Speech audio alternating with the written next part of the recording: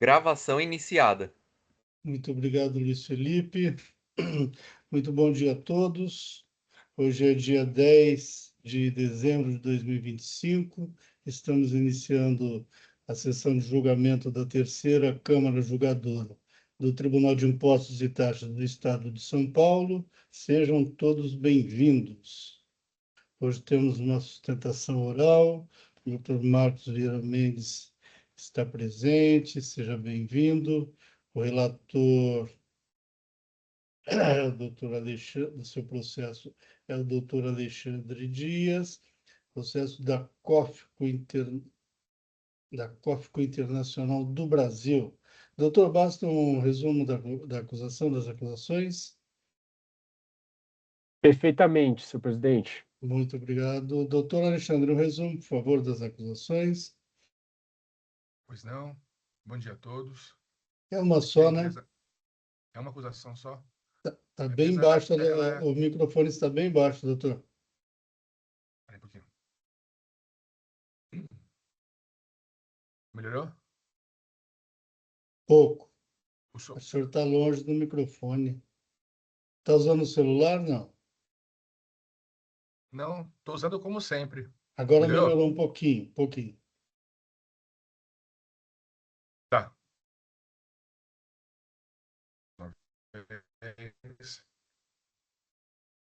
Aqui a empresa ela é de ter acreditado em ICMS, aquisição de óleo diesel utilizado em seus estabelecimentos relativo a substituição tributária pela refinaria e o calculado nos termos do artigo Doutor, 272 do fala um regulamento. pouquinho mais devagar, porque está baixo e está picotando também.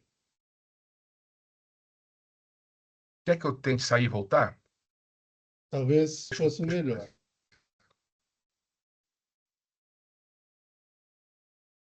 Eu vou tentar.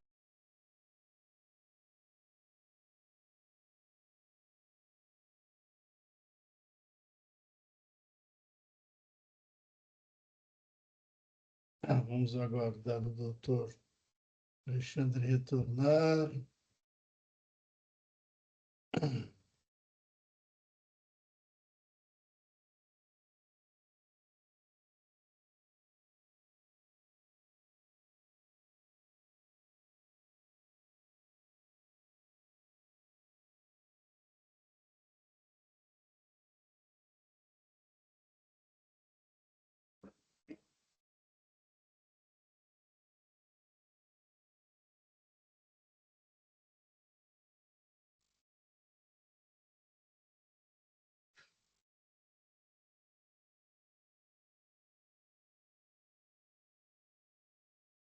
Pronto, voltei. O som Opa, agora sim. melhorou? Opa, muito. Tá bom. Então vamos lá, doutor Alexandre. Um resumo da acusação fiscal, por favor. Nossa amiga internet, sempre ajudando. Vamos lá começar novamente, então, pessoal. Aqui a empresa COFCO é autuada nesse auto-infração em item único, né, que trata de creditamento devido de ICMS na aquisição de óleo diesel usado em seu estabelecimento, relativo à diferença entre o imposto que foi retido por substituição tributária pela refinaria e o calculado nos termos do artigo 272 do regulamento. Em primeira instância, a acusação foi mantida e a contribuinte vem em recurso ordinário pedir pela reforma da decisão recorrida. Em suma, seria isso. Muito obrigado, doutor Alexandre. Doutor Marcos, fique à vontade, por favor. Obrigado, senhor presidente, caríssimos jogadores e colegas aqui presentes, bom dia. Bom, conforme já adiantado pelo ilustre relator, o caso ele trata de um creditamento julgado pela fiscalização como indevido de ICMS, ao argumento de que a COFCO ela teria se aproveitado de valores superiores ao previsto no artigo 272. E aqui, caríssimos jogadores, eu gostaria de destacar dois aspectos, dois primas autônomos para alteração da decisão. Primeiro deles se destaca em questão da nulidade da decisão de primeira instância, seja por não analisar os argumentos essenciais destacados pela recorrente, ou até mesmo alterar o critério jurídico do auto de infração. E o segundo, quanto ao mérito em si dessa operação e o direito da recorrente ao crédito previsto também no artigo 269, inciso 2 do regulamento de ICMS. Passando aqui agora, bem rapidamente, para o primeiro fundamento relativo à nulidade da decisão, eu gostaria de destacar que não houve enfrentamento de diversos aspectos na impugnação. Eu cito apenas como exemplo, para ficar mais didático, que a recorrente ela destacou a necessidade de recomposição da apuração fiscal antes da cobrança. O leading case RE 593849, que basicamente é aquele que se reporta a possibilidade de restituição dos valores retidos a maior, a existência de ação anulatória da própria empresa, já julgada procedente, com idêntico objeto relativo à tese de fundo, e o argumento de enriquecimento ilícito do Estado, uma vez que a gente está falando de um recolhimento a maior do que foi possibilitado a COFCO restituir. E nada disso foi analisado. Por isso, caríssimos jogadores, a decisão, a nosso ver, ela viola frontalmente o princípio da verdade material que rege o processo administrativo tributário. Quanto à questão de inovação de critério jurídico, a parte que a gente destaca em recurso é que, de fato, o auto de infração ele se baseia exclusivamente no excesso de creditamento. Não há outros elementos que foram dispostos pela fiscalização, a não ser a possibilidade de creditamento por um único dispositivo, que no caso é o artigo 272 do regulamento. E a decisão de primeira instância, ela fala que a empresa deveria ter feito pedido administrativo de ressarcimento segundo as portarias CAT 17 e 42, que já é de conhecimento de todos. E essa é uma exigência que jamais foi mencionado no auto de infração. Por isso, caríssimos jogadores, a nosso ver, ou a decisão deve ser anulada por insuficiência de fundamentação ou por violação frontal ao artigo 146 do CTN, que veda a alteração do critério jurídico do lançamento. Bom, partindo aqui para o mérito do recurso, aqui a gente está tratando de um fato gerador presumido que não ocorreu. Por isso, deveria motivar integralmente o crédito da recorrente. E, basicamente, aqui o Estado reteve ICMS-ST, supondo que o óleo diesel, que é o produto que está sendo objeto de discussão, ele seria revendido ou consumido em uso final, encerrando a cadeia produtiva. E nada disso aconteceu. A fiscalização, de fato, homologa a premissa de que o óleo diesel foi integralmente utilizado como insumo industrial, entrando em nova cadeia produtiva. Ora, caríssimos jogadores, se não houve venda a consumidor final, não houve fato gerador presumido. E toda a presunção de cálculo da substituição cai por terra. Então, a nosso ver, por isso, já seria obrigatório ressarcir todo o ICMS-ST conforme previsto pelo artigo 269, inciso 2 do regulamento, que é o que trata justamente da dinâmica de substituição tributária. E o fisco aqui, ele reconhece o crédito 272, mas nega o ressarcimento do ICMS-ST sem uma base legal efetiva. Porque aqui a gente está falando de dois dispositivos que não são conflitantes. A gente não tem uma disposição expressa que, no cenário de aplicação do 272, exclui-se a aplicação do 269. Eles são complementares, a nosso ver.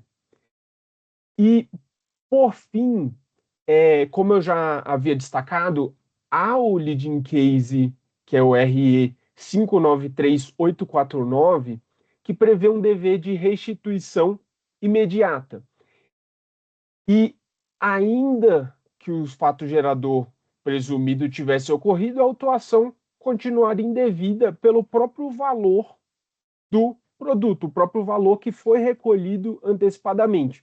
E, de fato, o Supremo decidiu, em repercussão geral, que sempre que a base de cálculo presumida for maior que o valor real da operação, o Estado deve restituir a diferença. E, no caso concreto, essa premissa fica muito evidente pelo próprio demonstrativo 1, juntado pela fiscalização, que mostra o valor real da operação, que é muito inferior ao valor presumido utilizado na retenção de ST. Ou seja, sob essa mesma ótica, a ICMS retido a maior e, portanto, a crédito a restituir e não valores a glosar.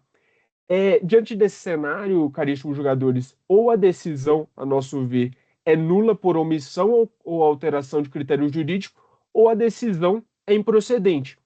Eu agradeço mais uma vez a oportunidade e fico à inteira disposição para prestar esclarecimentos. Muito obrigado. Muito obrigado, doutor Marcos. Doutor Alexandre, algum questionamento ao patrono? Não, presidente. Muito obrigado. Doutor Tortello, algum questionamento ao patrono? Também não, presidente, obrigado. Muito obrigado. Doutor Rassuio, algum questionamento ao patrono? Também não. Muito obrigado. Doutora Tatiana, algum questionamento ao patrono? Não, nenhum. Muito obrigado. Eu também não tenho questionamentos. Doutor Alexandre, vamos ao voto, por favor. Pois não. Conheço do recurso ordinário da contribuinte por preencher os requisitos de lei, passando a sua análise. A contribuinte é acusada de creditamento indevido na aquisição de óleo diesel por ela utilizado em seu estabelecimento, relativo à diferença entre o imposto retido por substituição tributária pela refinaria e o calculado nos termos do artigo 272 do regulamento do ICMS. Análise inicialmente as preliminares recursais de nulidade da decisão recorrida. Afirma a contribuinte que a decisão recorrida seria nula por vício de fundamentação, violando princípios do contraditório, ampla defesa, devido processo legal e verdade material, por ter silenciado sobre argumentos apresentados em defesa. Embora a referida preliminar possa ser conhecida, não pode ser provida. Isso porque, conquanto referidas matérias eventualmente não tenham sido pontual e exaustivamente abordadas pela decisão de piso, tem um pensamento diverso do entendimento defendido pela contribuinte em seu pleito recursal, por não entender presente o alegado vício de falta de fundamentação, muito pelo contrário, pois há na decisão recorrida a explanação motivada e os fundamentos pelos quais decidiu o douto jogador tributário pela procedência da acusação fiscal, escorando seu entendimento em transcrição detalhada de textos normativos e legais aplicáveis ao caso. Importa mencionar que o órgão julgador, seja da esfera administrativa ou judicial, deve julgar as questões que são submetidas à sua análise de acordo com seu livre convencimento, expondo tantas razões quantas entenda necessárias para solucionar o caso. Enunciadas as razões de decidir, e sendo essas suficientes à análise do caso, descabe ao julgador estender-se em refutações longas que não tenham resultado prático no julgamento, e é fato que a decisão recorrida expôs, de maneira fundamentada, os motivos pelos quais decidia pela manutenção da acusação fiscal. Ademais, as questões sobre as quais a decisão recorrida teria silenciado não importariam no pretendido cancelamento da acusação fiscal. Alegações que tratam, em apertada síntese, de suposto enriquecimento ilícito da fazenda pública, necessidade de recomposição fiscal e existência de ação anulatória com tema semelhante aos desses autos. Ora, a preliminar de nulidade do auto de infração por necessidade de recomposição fiscal, em razão de possuir saldo credor de ICMS durante o período autuado, não pode ser acolhida, pois, uma vez apurado pelo OFR autuante eventual infração à legislação tributária, deve ele constituir o crédito tributário por meio do lançamento, conforme o artigo 142 do CTN, que eu transcrevo a seguir. Como se vê do texto legal supratranscrito, o ato de lançamento vinculado e obrigatório deve ser cumprido pela autoridade fiscal sempre que constatada a prática da infração tributária, não havendo previsão legal ou normativa da obrigação do agente fiscal recompor a escrita do contribuinte, apurando débitos e créditos e lançar apenas a diferença eventualmente encontrada. Em outras palavras, não há previsão de que seja procedida a cada infração constatada a compensação do valor apurado pelo fisco, em razão do ilícito constatado, com eventuais créditos do imposto dos quais o contribuinte infrator seja titular. Ademais, acolher referida preliminar nessa fase de julgamento significaria proceder à compensação de valores por meio de decisão proferida por órgão de julgamento da Secretaria da Fazenda do Estado de São Paulo, medida que é vedada pelo artigo 93, inciso 1 da Lei 3457, segundo o qual não se compreende na competência das delegacias tributárias de julgamento, nem do Tribunal de Impostos e Taxas, as questões relativas a pedidos de compensação ou de restituição de tributos e demais receitas. Também não socorre a alegação de falta de análise dos termos da decisão proferida nos autos da ação anulatória número 102.9750/2022. Isso porque o norte delineado pela autoridade judicial em referida demanda vincula os órgãos da Secretaria da Fazenda apenas em relação aos créditos tributários constituídos nos autos de infração 4134.183, 4134.182, 181, 4125.973, 4125.972, 4125.971, 413 e 456, esse último. Seus efeitos não alcançam as exigências do auto de infração aqui analisado, e como tal, não resultariam em decretação de sua nulidade. Além disso, importa notar que referida decisão judicial parece confundir conceitos de contribuinte de fato e de direito, pois afirma em diversos momentos ser fato incontroverso naqueles autos que a contribuinte seria a consumidora final dos combustíveis por ela adquiridos, mas que os teria utilizado como insumos de sua produção. Ora, se atuou como consumidora final nos casos discutidos na ação judicial, o crédito do combustível usado por ela no consumo de seu estabelecimento só daria direito de crédito a partir de 1 de janeiro de 2033, nos termos do artigo 33 da Lei Complementar 87/96, Lei Candia, que eu transcrevo a seguir. Ainda como preliminar, a contribuinte sustenta a suposta mudança do critério jurídico de lançamento pela decisão recorrida, que teria indicado a falta de adoção das regras da Portaria CAT 1799 e 42 de 2018, com base na manutenção do AIM. Referida nulidade também não se verifica, pois a decisão recorrida fundamenta a procedência da acusação fiscal por descumprimento da regra do artigo 272 do regulamento, e apenas faz referência às mencionadas portarias CAT em resposta à impugnação da contribuinte, quando esta afirma que a autuação seria improcedente por ela possuir direito de ser ressarcido de ICMS-ST com base no artigo 269.2 do regulamento, dispositivo que deve ser aplicado conjuntamente com o artigo 272, palavras da contribuinte.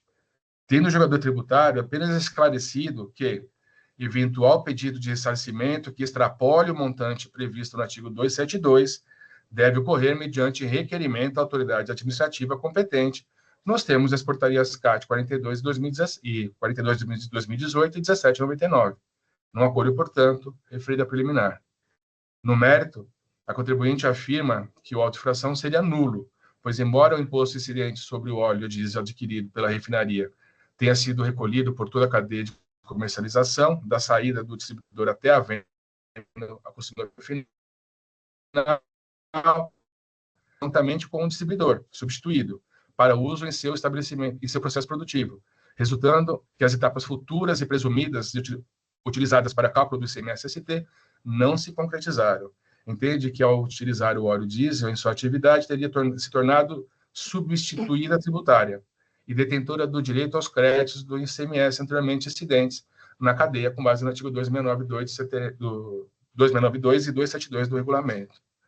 No caso dos autos, é fato e controverso que a contribuinte adquiriu óleo diesel e o utilizou em seu estabelecimento industrial, não ocorrendo sua comercialização subsequente, circunstância reconhecida pelo próprio AFR autuante, que afirmou no relatório circunstanciado, no item 3, folhas 8.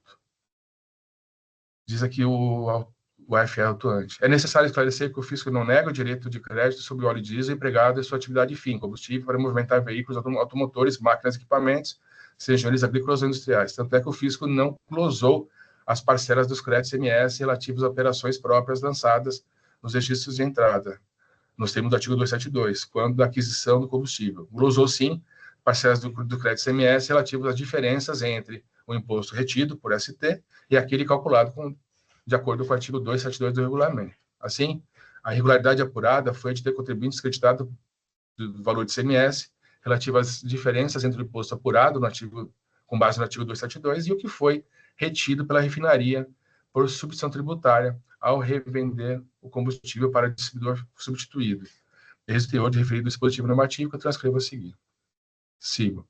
Como se vê, o artigo 272 do regulamento garante ao contribuinte apenas o direito ao crédito do valor relativo ao imposto da operação própria do remetente da mercadoria e estabelece que, nas aquisições de mercadorias com imposto retido, ao destinatário não cabe tão somente o aproveitamento do crédito fiscal calculado mediante aplicação da alíquota interna sobre a base de cálculo que seria atribuída à operação própria do remetente, caso estivesse submetido a regime comum de tributação. E o crédito do imposto, nós temos no artigo 272, como dito, foi garantido ao contribuinte, não havendo discussão sobre ele nesses autos. O que se discute é a diferença entre o valor do crédito apurado na forma do artigo 272 e os valores do ICMS-ST recolhidos por substituição tributária para a refinaria, se poderiam ser lançados a crédito pela contribuinte autuada para entender-se detetora do direito em atenção ao princípio da não cumulatividade e pela legislação 2692 do regulamento, em que pese o bem elaborado trabalho apresentado pela contribuinte em seu arrazoado recursal, penso que a posição do fisco há de prevalecer nesse caso, pois as aquisições por ela realizadas não a colocam na posição da distribuidora substituída, assim como consumidora final do combustível, fato que é mencionado na decisão judicial que tratou de outras acusações lavradas contra a mesma contribuinte, a ação anulatória que é mencionada no recurso, e também é expressamente esclarecido nesses autos pela UF atuante em seu relatório circunstanciado, no item 6, folhas 9. Contrariamente, diz o AFR, contrariamente do que afirma o impugnante, o fato gerador presumido ocorreu sim, pois se refere à venda do óleo diesel ao consumidor final, feita por contribuinte substituído. A regra do artigo 2692 confere apenas ao contribuinte substituído que receber a mercadoria com imposto retido o direito de ressarcir do valor do imposto retido em relação ao fato gerador presumido não realizado. Esse teor. Ele menciona no artigo 269, que é o estabelecimento contribuinte substituído que poderá ser ressarcido do valor retido por ST na cadeia. Sigo. Ou seja, o artigo 269.2 do regulamento confere apenas ao substituído, o que revendeu o óleo diesel à contribuinte atuada, o direito de pleitear o ressarcimento do imposto retido por substituição tributária pela refinaria. Prerrogativa que, no presente caso, é conferida ao distribuidor do óleo diesel e não à contribuinte atuada, que, como dito, figura na condição de consumidora final. Assim, tendo a contribuinte atuada recebido mercadorias na qualidade de consumo final, consumidas nesse estabelecimento industrial, fato controverso nos autos, resulta que somente estava autorizado a acreditar do imposto nos termos do artigo 272, pois a legislação, como demonstrado, não confere ao consumidor final o direito ao ressarcimento. Acrescente-se que a regra do artigo 272 trata justamente das situações em que a operação é praticada sem o destaque do imposto no respectivo documento fiscal, emitido pelo remetente do óleo diesel, indicando apenas que o imposto foi objeto de recolhimento antecipado em razão da substituição tributária. E por tal circunstância,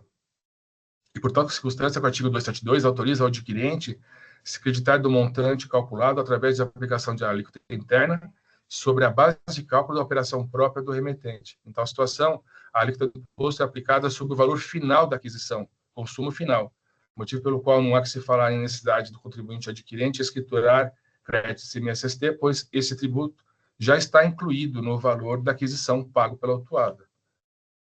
Como bem mencionado pela dota representação fiscal, a contribuinte somente poderia se creditar do ICMS-ST caso tivesse adquirido a mercadoria como substituto, no presente caso, à refinaria.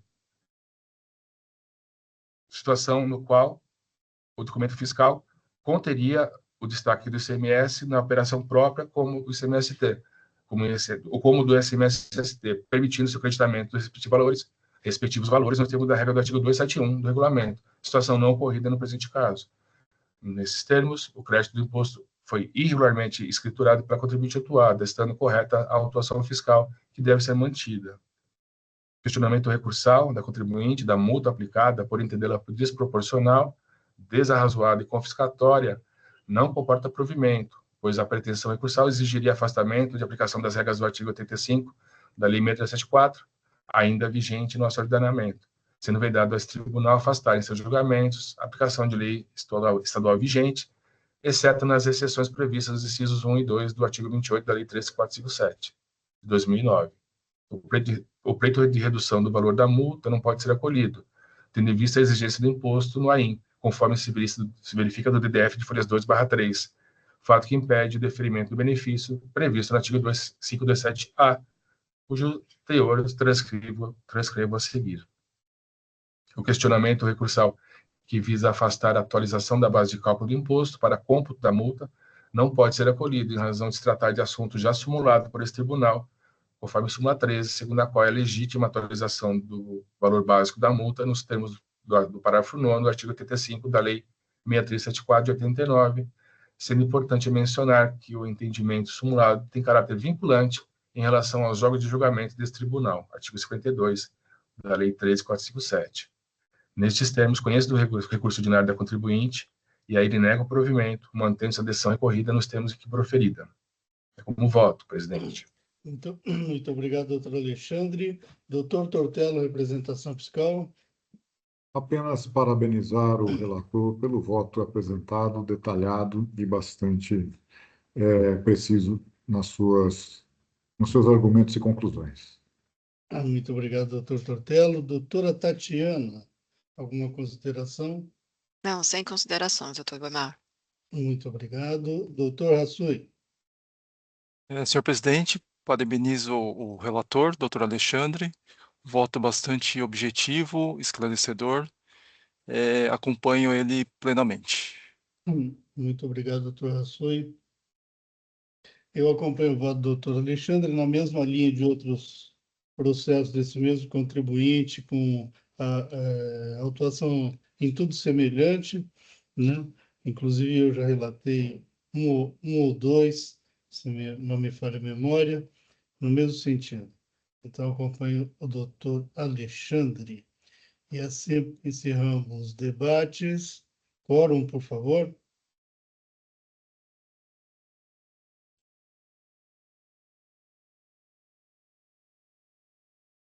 Em votação.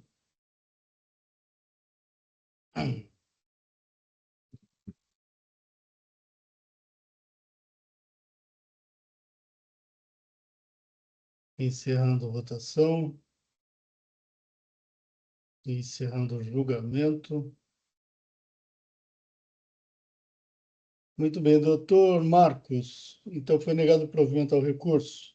Muito obrigado, tenha um bom dia, um bom final de ano. Eu que agradeço, senhor presidente. Excelente final de ano a todos. Até mais. Obrigado, doutor. Próximo processo é Metalóis, eu sou o relator.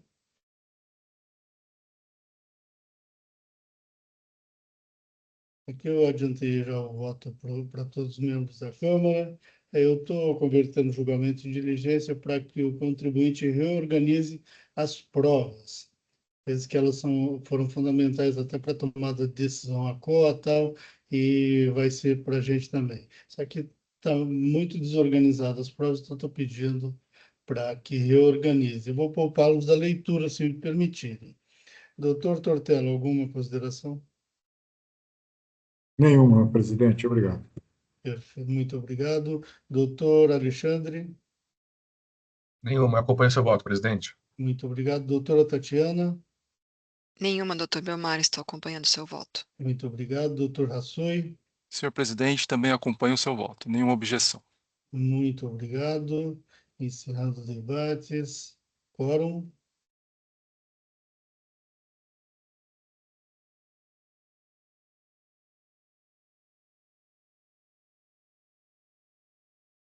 Em votação.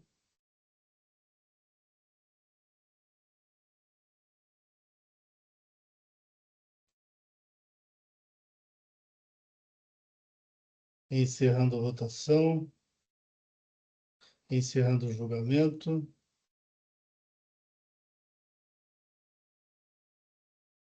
Apenas para registro da live, o processo da Maringá Ferro Liga foi retirado de pauta e devolvido para o relator. Com isso, encerramos a nossa pauta de hoje, concluímos a pauta de hoje.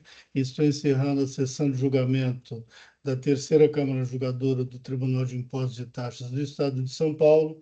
Hoje é dia 10/2/2025. Muito obrigado a todos que nos acompanharam e até uma próxima. Tenham todos um bom dia.